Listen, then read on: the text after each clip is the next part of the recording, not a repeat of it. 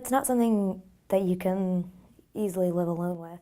It's a hard thing to handle, keeping it to yourself. It's a painful secret that took this woman, who we will call Karen, 5 years to share. I was raped.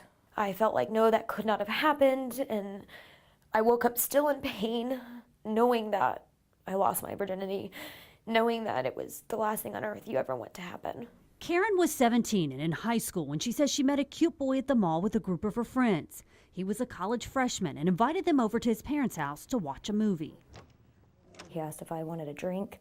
At that time, I had never really had alcohol before, so I kind of was like, sure. About 3-4 sips later, that was the last thing I remember.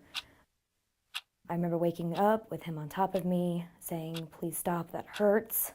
And then I don't remember waking up until the next morning and woke up with blood everywhere.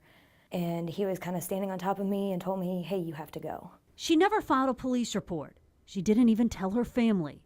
Like so many sexual assault victims, she suffered alone for years in silence.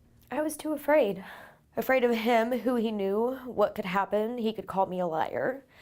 Afraid of the shame of any of it. Sheila Spivey is the director of the Women's Center at UNF.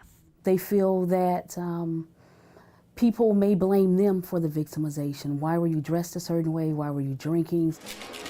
Alcohol plays actually a major role. It is not the cause of the victimization actually occurring or a cause of the perpetrator's actions, but alcohol either on the part of the victim or the offender.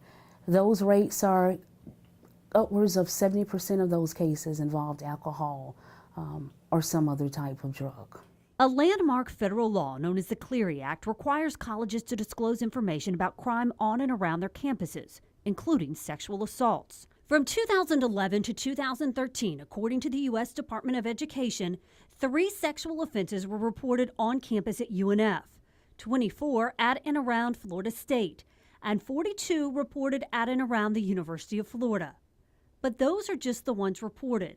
And even when victims do report, police reports we obtain show many times the person later decides not to press charges. One of the things we have to realize with college students today, it is at the height of peer pressure in their life. They are terrified of their peers not believing them, saying it's not true, taking the side of the perpetrator, of the accused, and so therefore they will sign a piece of paper that they're not going to prosecute. Criminal defense attorney Janet Johnson says in general, rape is a he said, she said crime. If a woman is on campus with her perpetrator and she knows that she was either in a situation that people might blame her, that her private life will be pried into, and that he will ultimately either be believed the same, if not more, than she will be. College student or not, sexual assault is incredibly underreported because of the stigma associated with it, confidentiality concerns, and victim-blaming attitudes survivors often encounter. Our culture has to change that attitude, that if a woman is drinking or is impaired, that, you know, she wants it, even if she doesn't say no.